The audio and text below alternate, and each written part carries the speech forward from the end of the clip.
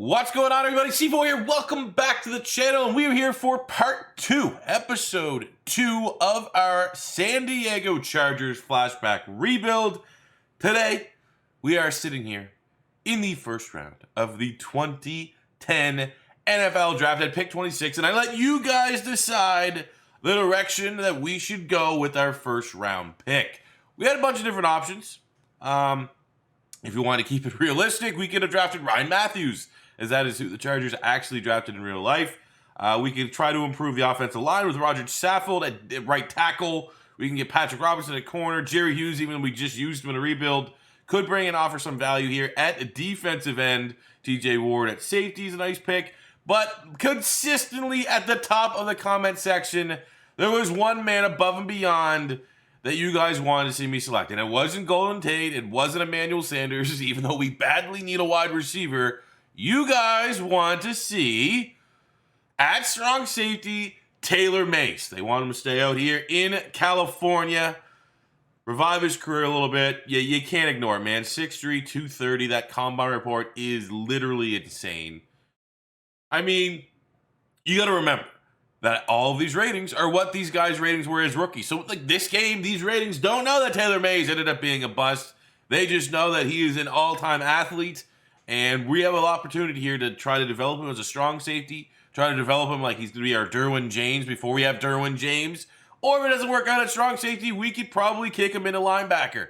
We're running a 3-4 defense. He absolutely has the build and athletic scheme skill set to play as a middle linebacker. So he is number 31 in true value, getting him at 26, 73 overall with a hidden dev trait, 96 speed, 98 acceleration. You can see the rest of the stats aren't amazing.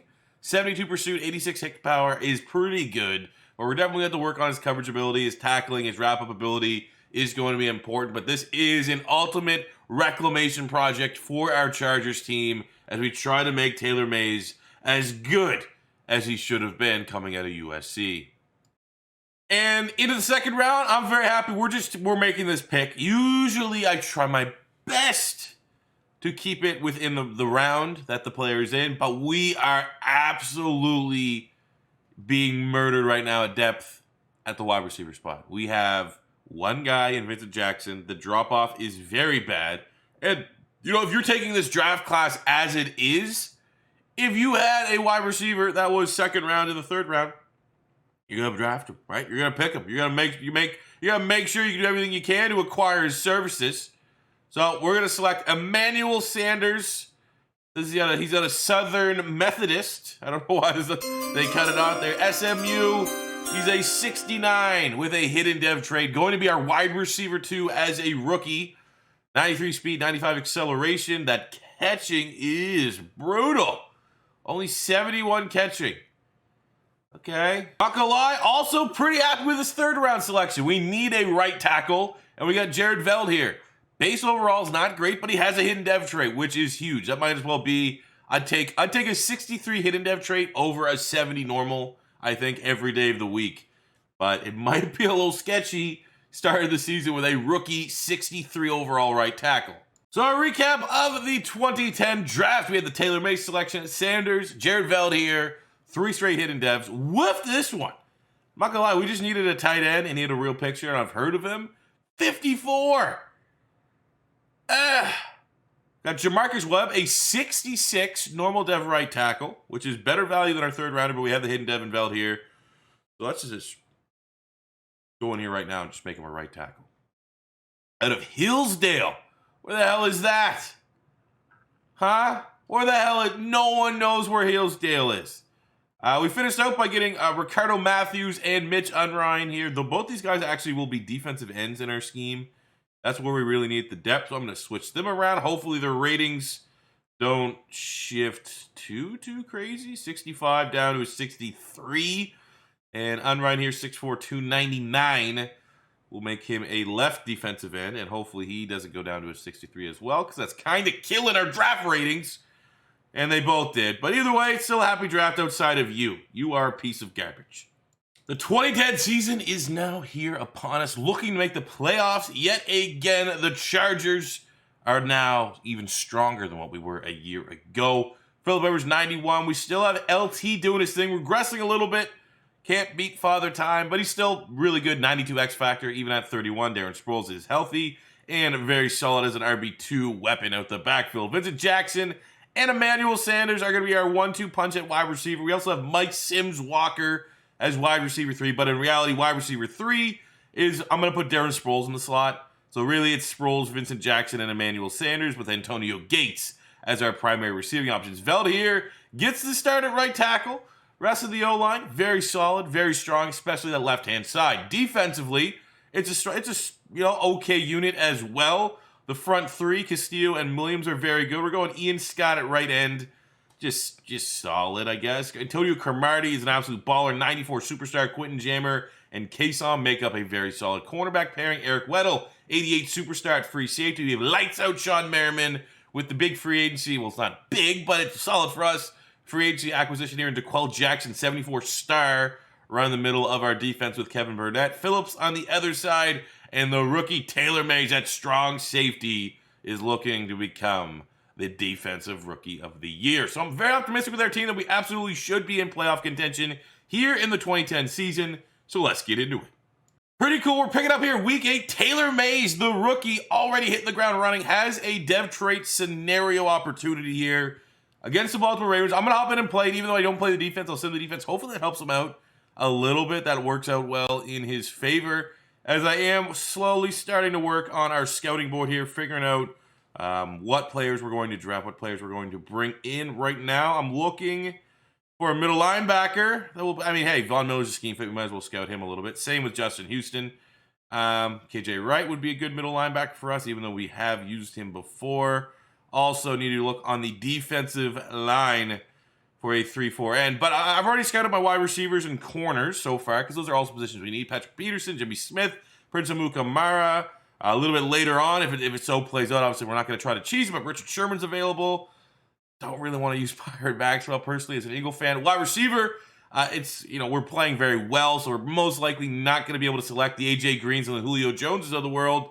Torrey Smith, Randall Cobb looks pretty solid, because we are looking for that wide receiver 3, so we don't have to really use Darren Sproles as our wide receiver 3. So we're going to hop in and play this one. We're 6-1.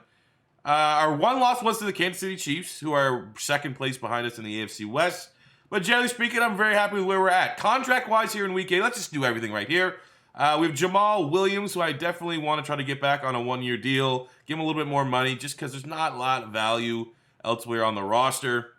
We'll show some respect here to Mike Tolbert. Put some respect on the fullbacks. We'll give him a 5-year deal. I want to be here forever, because he's Mike freaking Tolbert. Sean Phillips as well at defensive end. That's just, oh my God, that's too much money.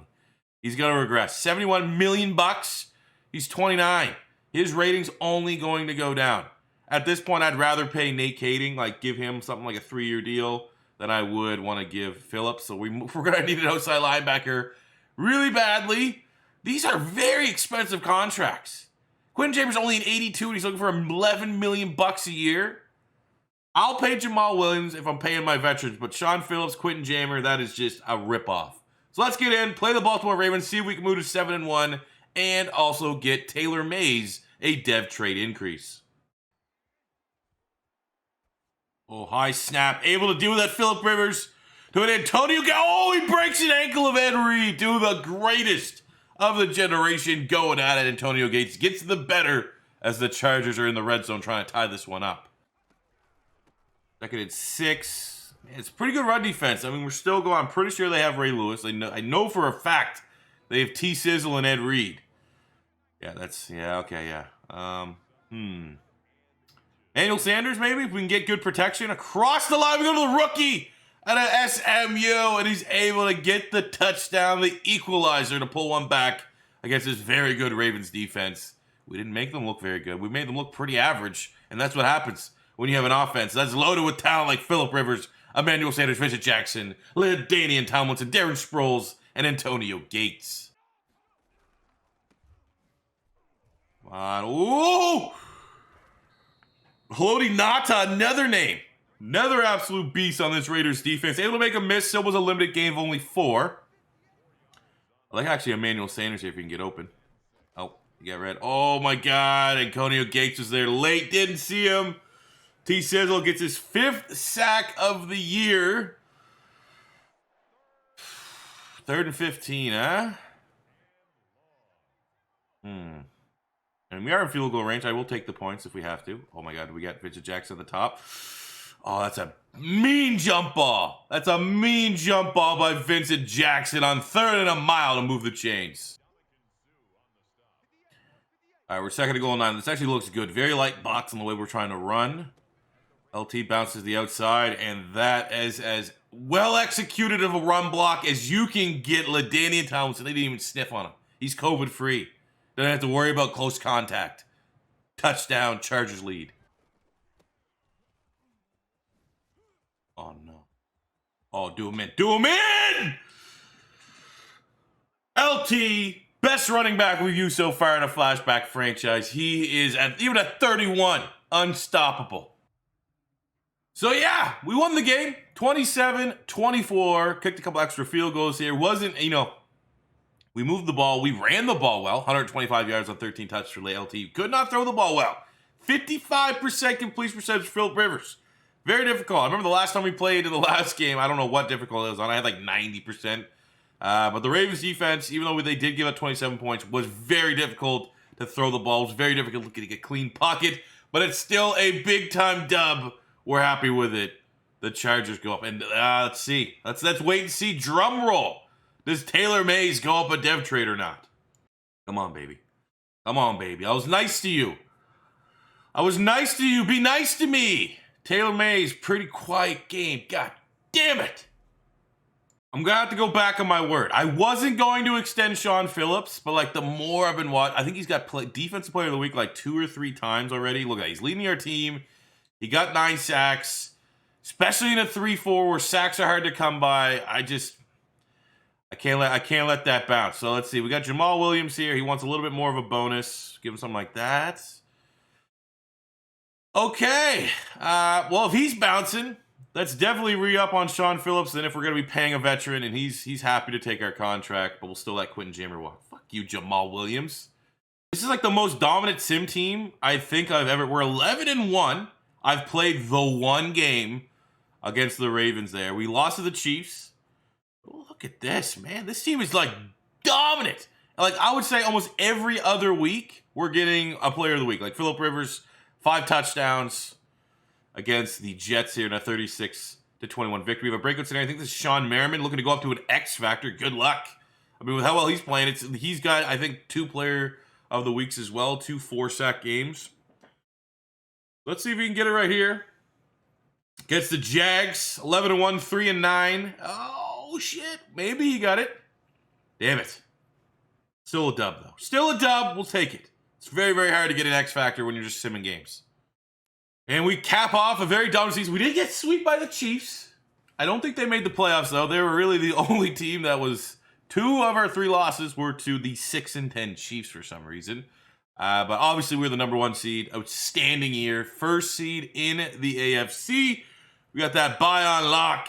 So hopefully we can win a Super Bowl here. Because, we are one of those weird teams. Like, you think about it, we go 10 years in these rebuilds. And we're starting with a very good veteran team. Because we got, like, you look at our offensive line. Hardwick at center. And Dealman at guard. These guys here are pretty much going to only regress from here on out. Same with Antonio Gates. Same with LaDainian Tomlinson. Phillip Rivers is at that awkward spot at 28, where like he might have 2 more years or so. Like it's going to be very difficult for him to maintain his rating because Madden is not like real life, and old quarterbacks just regress to absolute nothing. They wither to nothing. We're going to be losing Jamal Williams in free agency.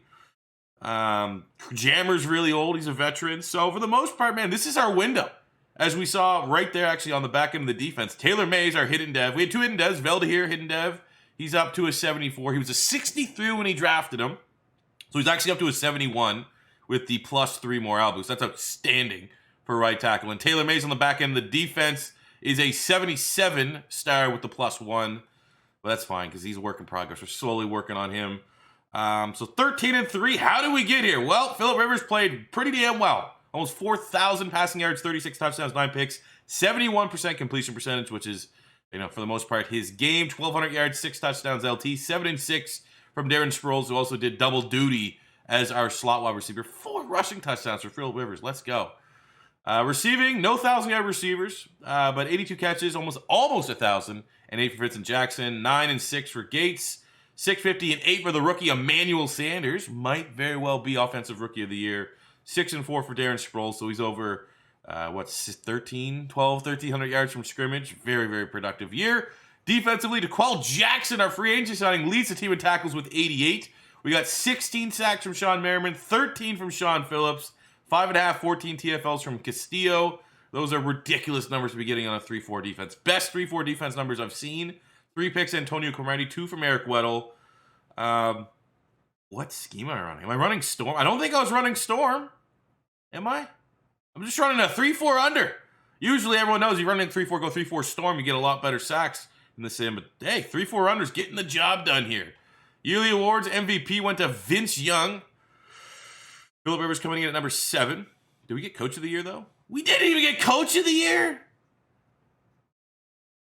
How about that? Offensive Player of the Year, Phillip Rivers at 6. Defensive Player of the Year went to Bart Scott. Sean Phillips at 7. Merriman at 9. Offensive Rookie of the Year went to C.J. Spiller. Emmanuel Sanders at 4. Man, our team's getting slept on.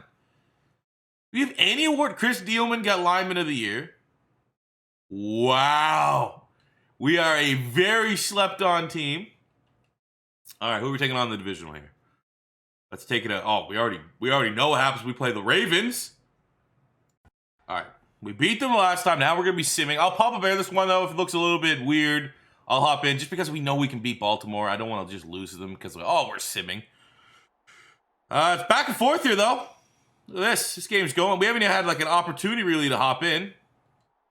Here we go. We'll go 14-13 into the second half. Looks kind of similar to the game that we actually played them. Nothing too explosive. Baltimore's kind of keeping us under wraps here a little bit. We'll come in on 3rd down and 1.